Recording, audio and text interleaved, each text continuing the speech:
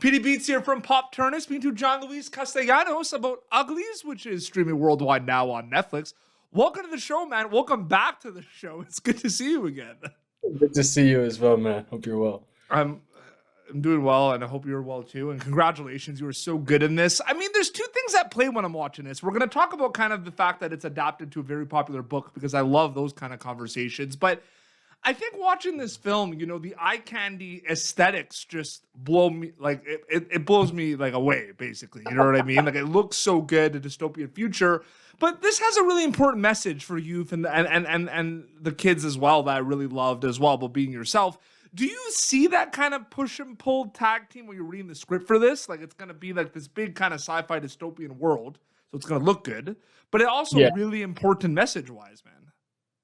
Yeah, a bit. I remember reading the script and I was just kind of like from the very beginning trying to picture it all myself and what my mind can come up with. I read the book as well. That was like a whole nother descriptive story in my head. So, taking both sides and then just seeing the movie, watching the movie, I was like, oh, okay, I get it now. It was nowhere near to what I had imagined.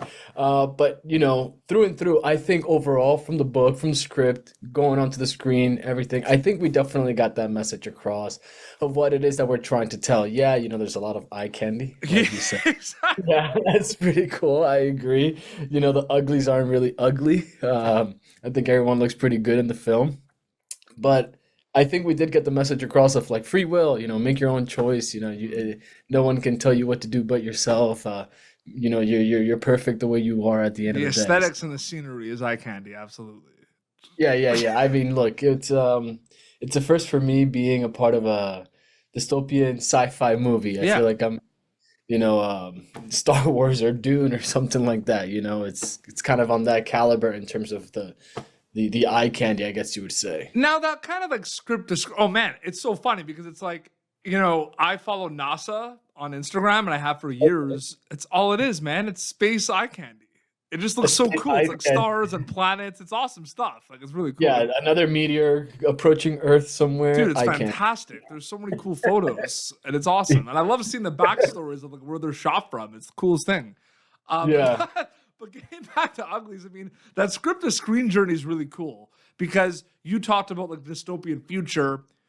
You can't really like, I guess you could picture it a little bit while you're reading the script, but it's not going to really hit you until like you see dailies or like see the final product and everything. So when you're reading the script before that, what's that like for you? Are you focusing specifically on the characters? Are you focusing on the story? Are you thinking about what it's going to look like? Like, what's that like for you specifically?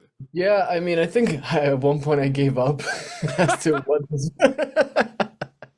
I was reading it and I was just like, my mind is going all over the place as to what this could look like. So let me just go ahead and give up on that. Yeah. Let the CGI team do their job and let me focus on the story, my character development. I was initially reading the script way before, I even got the possibility to audition for this. Wow. Reason being, yeah, yeah. So reason being is because I was working on Tall Girl at the time, which is the same production company that did Uglies, of Yep. course, with Netflix.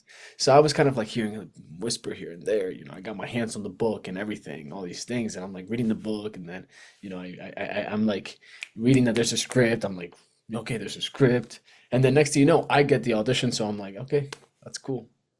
I had a feeling this might happen, but going through that process of like, what is this going to look like? How big is this going to be? You know what? Let me just forget about that. Let me focus on my character or the characters because I was kind of going through this like turmoil of this auditioning process for like every single role. Yeah. Uh, and that's hectic, because it takes a long time.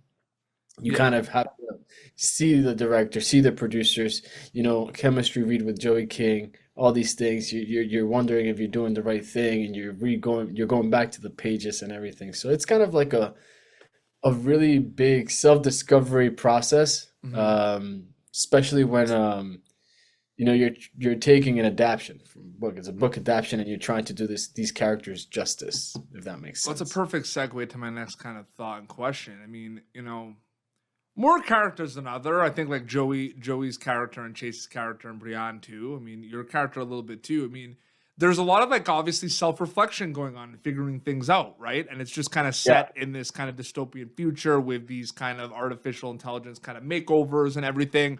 But like at the end of the day, and I'm wondering, you can answer this based on, you know, like anything. Like you can answer this based on Uglies, but just in general as a storyteller actor, like playing characters that are lost, is it more kind of fun or is it more challenging? Because I find it interesting, right, John Luis? Because it's like from a viewer perspective, you're watching it, it's like they don't know they're lost in a lot of ways. So I'm just curious from an acting perspective, like is it more fun? Is it more challenging? What's that like for you playing these like lost, finding themselves characters?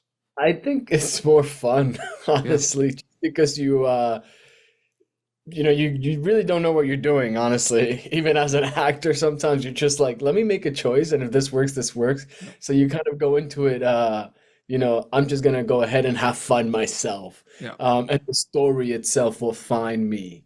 So yeah, I hope that answers that question It does. briefly. It's interesting to think about though, right? Because it's like Yeah, there's so very much that goes into it before you go to camera on something. You're figuring I mean, out. of course, prior to everything, there's always going to be a challenge. You Yep. know, the challenge is the character itself, you trying to find what you guys have in common, taking the character yourself and meeting, doing like this I'm blanking. Is the two circles with the thing similar in the middle? Pythagorean theorem? No, Yeah, that is not. yeah. I It know what is you're that? talking about. Okay. Yeah. Yeah. Yeah. And just doing that little method, find the similarities. Yeah. What You I can love tell. about your body of work, John Luis, is not only have you worked on a lot of different kind of projects in regards to genres and different worlds, but they're very different characters. And I'm just curious, like, how separate are past projects versus kind of newer projects like Uglies? Like, do you bring things from Bridge and Tunnel, 13 Reasons Why, mindset preparation wise to something like Uglies, or are they completely kind of separate once you wrap them? I was actually on the set of Bridge and Tunnel when I found out I got the role of Croy. Yeah. Yeah, I mean, I don't know. I would like to say that every process is different, every character is different. But then again, there's something about my process that I Yeah. feel like it's always going to be about the same as it was before in the future. And I think that it's just about, you know, you feel it, the intellectual excitement that you feel going into each character, each script, each movie. It's completely different because it's like for me with Bridge and Tunnel, for example. I was so excited to go back into the 80s and start dancing that my process was just about like the music, the time, Mhm. the fun, the joy. You know, here was more about like being okay with my insecurities and making sure that I feel pretty enough being an ugly and ready to protect my people and going to war. So I was a bit more serious, but Mhm. still with that excitement about the challenge. 13 Reasons Why was great as well. And yeah, they're all completely different in the Mhm. sense, you gotta go back to the 80s after being in high school, to being in the future now in a dystopian futuristic drama. Like that, they're two completely different things, but I think at the end of the day, in the core, it's me, Mhm. attacking these roles with my personality and my values. 100%. Quick little Bridge and Tunnel shout out. I mean, we're going back now. I Yeah, I don't just know. I'm I just I'm spoke throwing to it back. no. I actually just spoke to Ed Burns at TIFF actually. Like I just Really? caught up with him. Yeah, so I just like while you're talking about like yeah, Ed Burns is in that.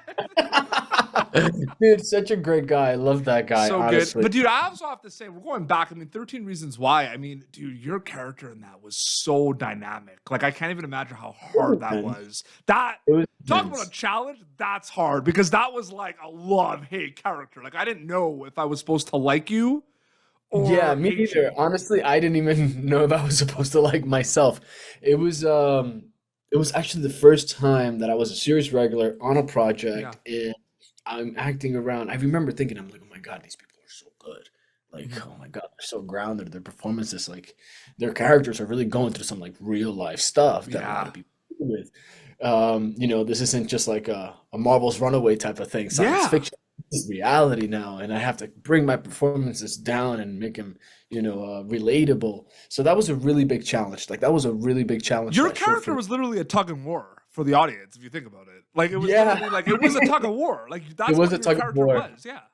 Yeah, I was just trying to avenge, you know, Monty at that time. Yeah. And it was one hell of a process because, I have this love-hate relationship with like literally every single character Yeah. in the series, It's interesting to think about. So you understand where I come from, right? With like the tug of war. Yeah, 100%. And, love-hate, tug of war, pulling back. Yeah, I And then feel there's it. Uglies, and it's like You feel it a bit in Uglies as well. not as much.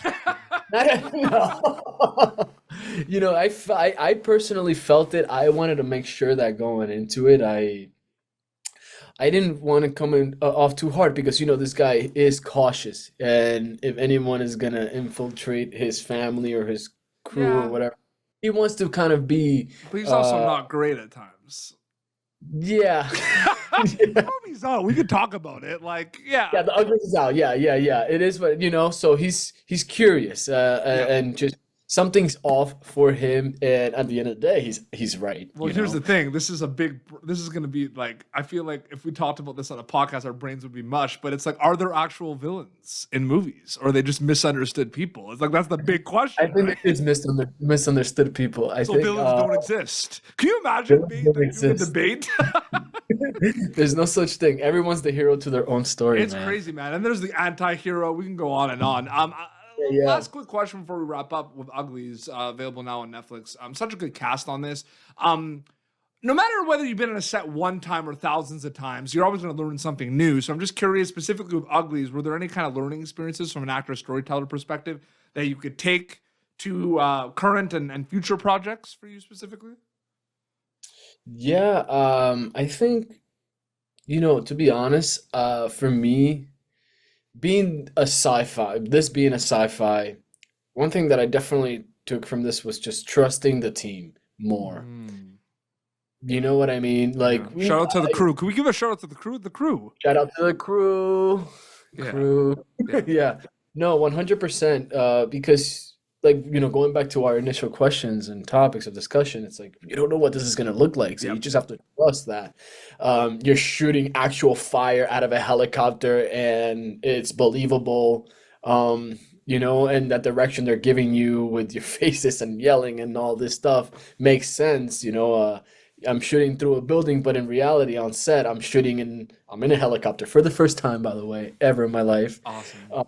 With the fictional flamethrower, or a real one, but with no fire in it, and I'm like shooting out to nothing, to air.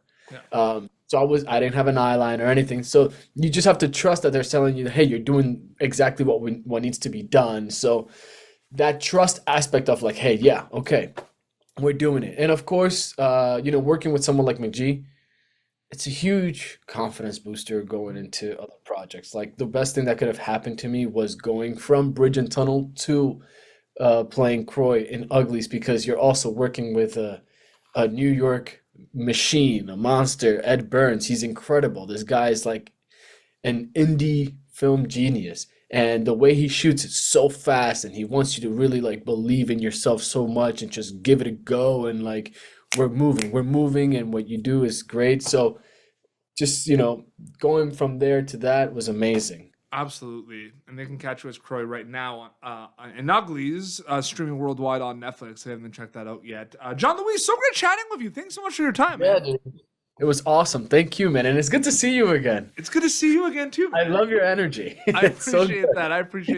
Your Instagram account is where people can keep up to date with everything, right? Yeah. It's just my full name, John Luis Castellanos, on Instagram. My only social. Anything else is not me. Awesome. And that's it. Awesome. Well, this has been Pop Turner, youtube.com/Pop Turner for previous episodes. You can, of course, catch Jean Luis Castellanos as Croy in Uglies, streaming now worldwide on Netflix. Till next time, it's John Luis and Peter Beats, signing off. Thank you for tuning in to Popternative. Make sure to check out our past episodes of Popternative on YouTube. This has been an Autograph Communications production.